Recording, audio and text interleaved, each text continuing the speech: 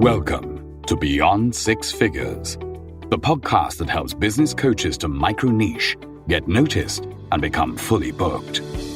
Learn from top industry leaders who've successfully taken their businesses and their lives beyond six figures. Get ready to level up your coaching business and make this world a better place, one business at a time. And now, here's your host, Ziv Raviv. Hello and welcome to Beyond Six Figures. Our guest today is Jevon Wooden, CEO and founder of Bright Mind Consulting Group. Jevon is an author, a keynote speaker, and a leadership coach who builds transformative businesses cultures through emotional intelligence, empathy, and mindset. After a 12-year military career and earning a Bronze Star, Jevon went on to earn advanced degrees in cybersecurity and business, and now he helps leaders and teams scale earnings while becoming more humane in their approach. He's the author of Own Your Kingdom, the creator of the 5 Why framework, and currently is deepening his expertise through an executive doctorate in business administration. We'll talk with him today about clarity, confidence, his 5 Why framework, and his experience in business coaching, helping people grow their businesses. Hello, Jevon. How are you? Hey, Ziv. I'm doing fantastic. Thanks for having me. How are you? Good. I want to thank you for taking the time here with us. And I'm so curious about your journey.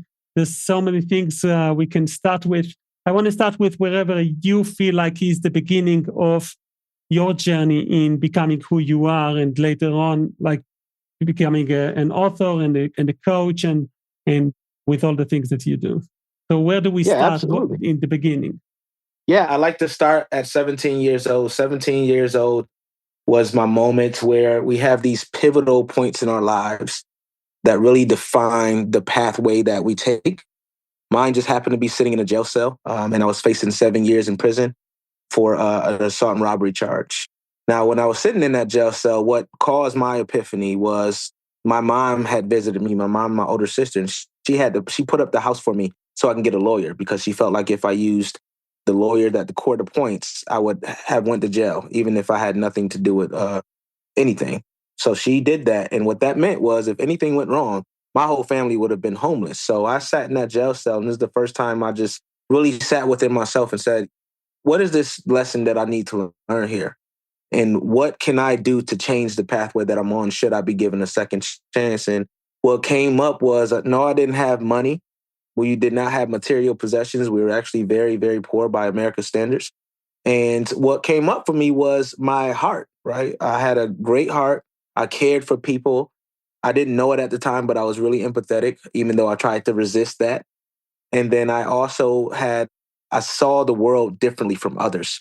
So I leaned into that. By the grace of God, I didn't have to do 7 years. The judge gave me a shot. He said, if I see you back in here, you would do all the time and some. So he was empathetic with me. And that set me on the pathway of going to the military and really working to discover what leadership is and see things from an array of different ideas and perspectives and mindsets. So that interests me in coaching. So my last deployment to Afghanistan, I was sitting there in 2017, like, what am I going to do next? I can't do the military anymore. My body, my heart, my mind is just not in it. And cybersecurity was cool and all. It paid the bills, but it did not interest me. I was tired of defending ones and zeros and other people's money when I just wanted to pour into people. So I found coaching through a Google search because I was like, what can I do outside of motivational speaking? And that popped up. So here I am today. And this business has morphed into what it has been simply by listening and seeing what my clients or prospects are saying in the marketplace and where my skill set fits to helping them kind of overcome those obstacles and challenges to be the best version of themselves and have the best business they design. So that's quite a journey from being at the bottom of what life can give you, like you almost lost your freedom, deciding to really build up yourself as a character, build your life, build a career, and you spent 12 years in the military and then figured out that you're ready to move to the next big thing in your life. And I want to ask you about the beginning stage of you starting to go into coaching, because a lot of coaches are struggling at that phase where they know they want to do coaching, but they struggle with building a reputation and actually having the confidence and even like just securing the clients, like enough clients to be able to actually survive. So how did you acquire your first few clients? Yeah, a lot of coaches, I feel like a lot of coaches struggle because they're trying to do something by this magical book, whatever. They're like, oh, I got to do this. I have to do this. I got to do this. And some of the gurus tell you these things, but I tried all of that stuff. I'll just say that, Zev. I tried to run the ads and do a lot of other stuff. But none of that's going to work if you don't have the proper messaging. And the messaging comes through authenticity. So if you cannot be yourself and you don't even know what you're trying to help them with, then it's going to come off of you being unclear. And you're not going to believe in what you're saying. And people feel that energy. So for the coaches listening, I recommend you like spending time to really get clear on that messaging. What is the challenges you're really looking to serve? And how are you doing it? Have you been through it yourself? Like you got to be willing to tell stories. People, facts tell, stories sell. So if you don't have your stories down and that message is down, you're going to struggle. So that's one of the things that I've iterated on throughout my career in this industry, because it's not something that just you find once and then stay with. The market changes, right? Appetite changes from your prospects. Who you serve may change. So you just have to make sure that you're really checking in on that from time to time. Is my messaging still relevant? Is when I have these sales calls, what are people saying? What's the language they're using? Am I using the same language? Is there a disconnect? Am I not providing them the clarity? Are they not seeing the value in what I'm offering? Am I even offering anything? I'm hearing a lot of coaches, they get on these calls, they don't offer anything. They just be like, oh, that was a nice conversation. You're supposed to be trying to get them to transform their lives or their business in some way. So we just have to remember as coaches, especially, like, don't lose the fact that you have one of the greatest skill sets and assets. You're a coach. So you know how to ask the questions, and you got to do that within yourself first before you can go ahead and contribute to that client's journey. You actually coached people who are working in very successful companies, like some of the biggest companies out there. Yeah, like LinkedIn, Microsoft, a lot of orgs. Yeah, Verizon, yeah. Yes, sir. Yeah, Google. So especially at the beginning, you don't get hired by these type of companies without proving some of your results. So what were you doing to be authentic and to show up in the market so that more and more people would hire you? Yeah, OPP, other people's platforms. So like things like this, Zev, podcasting is great. The beauty about where we are today in this information age is everyone has a platform. Now it's up to you to figure out how to best use that platform. So what I do is I repurpose a lot of my content. So if I'm on this podcast today, I'm going to chop that up and I'm going to have content for weeks that I can post on LinkedIn and other socials. But not only that, I'm going to also make it a blog post. Whatever I talked about, if I had a great point, that's going to be a blog post for me. I can put it on Substack and LinkedIn and Reddit, wherever I want to be. As a coach, you just got to find try to find like 2 platforms that you really, really want to invest in from the social side. But then you also want to make sure that you're omnipresent as much as possible. There's a guy named Daniel Presley, and he talks about the 7-11-4. 7 times, it takes 7 hours of content for someone to feel like they know you and build that rapport with you. 11 touches. You need 11 touches with someone for that prospect to turn in from aware to considering your purchase, you as the solution. And then you need over 4 platforms. That could be in person, could be a phone call, could be social media, etc. But over 4 different spaces. So if we remember that as coaches, then we will start being more intentional about how we show up on these different spaces and platforms. So that's how people start to feel like they built a rapport with me, even if they've never met me. They just see me everywhere. They're like, man, you were doing this. I just saw you speak at this conference. Oh, now you're on this podcast with Ziv. Now you're doing this. So you just want to make sure that when you're speaking that message, it's similar, right? And it feels authentic to you, and you're using those stories that we mentioned earlier, because that shows that you're not just spinning off. You're not reading AI. ChatGPT is not telling you what to say, but you're actually saying it from your perspective, your standpoint, And I also recommend like finding the hill you want to stand on. You can't sound like everyone else when you have all these platforms either. You got to pick like something that differentiates you. Mine, a lot of people talk about empathetic leadership when they think of me. And from that standpoint, when I'm coaching a coach, for example, how does that play into me growing my business? Well, empathy means that I can hear and understand things that someone may not even be said. So if I'm on a prospect call, maybe I can detect their energy has shifted when we start talking about the money. So then I can say, hey, I noticed your energy shifted. Can you tell me a little bit about that? You were excited when we got on the call, but when we mentioned the investment, you kind of changed. Tell me more. So those types of things the hill you can stand on, and you could apply it to different perspectives and different client bases. That's what's going to help you. I love the way you use empathy and how important it is a principle. I wonder, like, how, from your experience, how, like, is it really possible to teach people empathy, or is it something that is innate in you?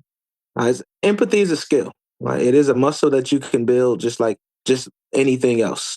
Now, the thing is, some of us are inherently more empathetic, right? Some people, they have to really work at it. But empathy shows up differently. And it may not show up for you at all times. But as someone who's looking to be a coach, someone who's looking to help others, and you're in a service-based business, you have to have empathy. You don't have a product, and you are your brand as a coach, whether you have other coaches under you or not. So we have to look at it from that standpoint. So empathy, for example, from a coach is listening to those clients. And like I said, using the words they use, letting them know, I feel your pain. I see your challenges. Here's something that shows that I can relate, or I've helped others through it. That's showing up with empathy in action. So those steps that we really should be doing anyway, that's how empathy shows up for us to get that brand awareness, for people to consider us as one of the solutions, for people to want to buy our products and services, for people to evangelize us and say how awesome we are after they work with us. You're not going to get that if you do not lead with empathy. And I also venture to say that as a coach, that empathy is going to help you create your value ladder. So if I understand problems that they're facing and trying to get them at each point in their journey, then my value ladder will reflect that I was empathetic with them and I understand everything that they're going through.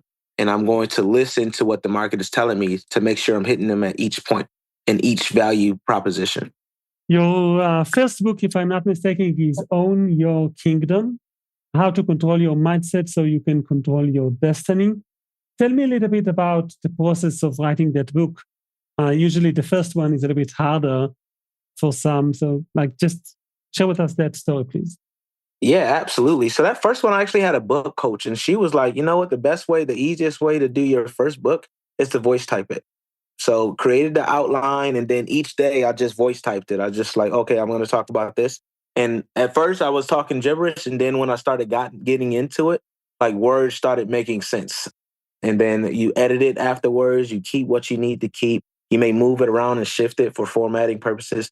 But if someone really wants to write a book, and I would say that's not always the first place you should start as an expert-based business. But if you really do want to write a book, voice typing is a great way to kind of get you in that flow and get you talking about and sharing your knowledge in a way that feels comfortable.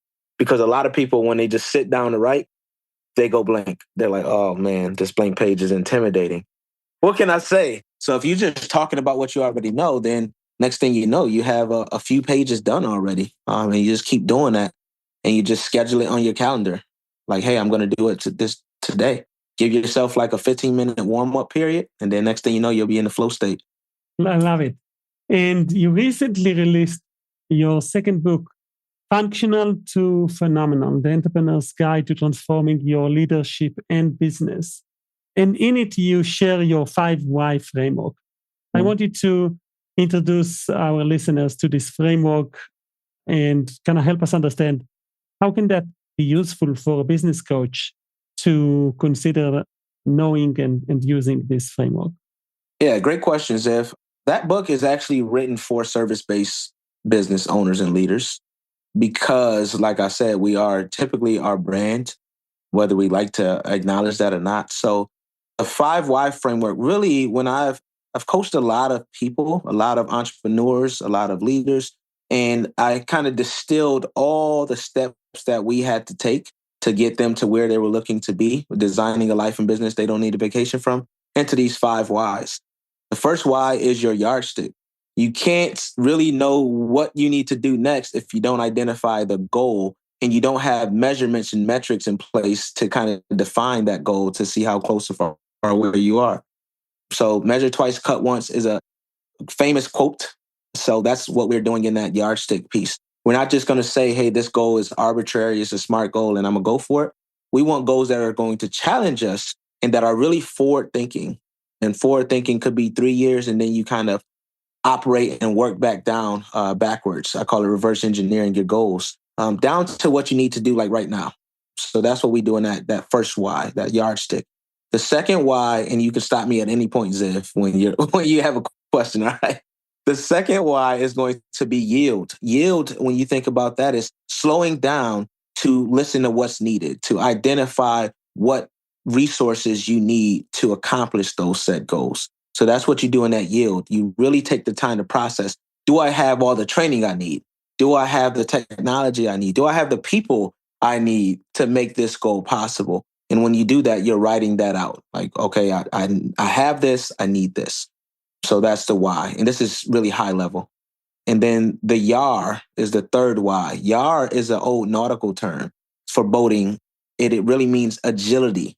You're agile, but you're anchored. And being agile means that you understand that things can change within the business, but you're looking to make it as easy to steer that ship as possible. So underneath that, there's a framework, a sub-framework, and it's my 3DA success framework. And that's delegating the tasks that you need done, but you don't necessarily need. So I do a lot of outsourcing in my business with VAs and, virtual folks and all that stuff. So delegating, deleting what sounds great, but does not align with those goals that you set. Warren Buffett once said that you can write 100 goals, but you should really be going towards no more than 3 at a time, main goals. So delete what you don't need to be doing right now. Delaying what fits into your goals that you set, but doesn't need to necessarily be done now. Or in the yield section, you identified that there's some things you may need to accumulate before you can go ahead and attack that goal. And then the A is to automate. And we know that very well by now, at least you should as a business coach, to automate things as much as possible. If you have any repetitive tasks that are mundane, that really move the business forward, but you don't need to be doing, like scheduling stuff, you should have like a Calendly or some type of link, Google Meet, whatever you need to kind of make it so you can just send that and then people go through the process. They receive an email, they receive reminders, et cetera, for example. So that's the YAR. And then the next one is yoga. And when I think about a yogi, I thought about someone who was strong and graceful in difficult situations. We should be the same way in our lives, in our business. It's not just about resilience and being able to make it through things, but it's about being proactive and becoming flexible and being agile and strong in those circumstances. So what does that look like for a business coach? From a business coach, that means that I should have contingencies. Should I realize that there's some seasonality in my business, for example? What am I doing to fill those gaps? Am I so tied to an idea that I come up that I can't see that no one else cares about that idea, for example? Have I created a program that I thought was cool, but it's not making sales and it's really costing a lot of overhead for me to manage and maintain? So those types of things are where that flexibility come in. Are you willing to do a collaboration with another coach who may coach something different? That's flexibility. That's where that yoga comes in at. And then the last one is what we all want. That is yearn. For someone to yearn, they really are loyal to you and they really desire to be in your sphere of influence, whether it's being led by you or being coached by you, being some type of client. So that means you have them evangelizing your brand. You have them marketing for you. What does that look like for a coach? A lot of us nowadays, we create communities and we create cultures and we create these followings, for example.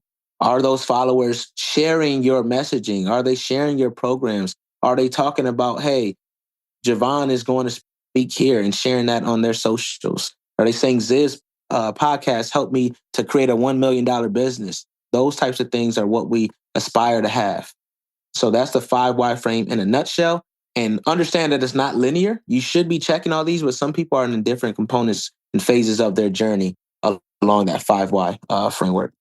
I love it. And if you're listening to this right now, you could find a book on Barnes and Noble site right now. Just go ahead and buy there, or we'll have links in the show notes for Jevon Wooden website and all of his things, so you can go in and check his books. He has some other ebooks that he's making available.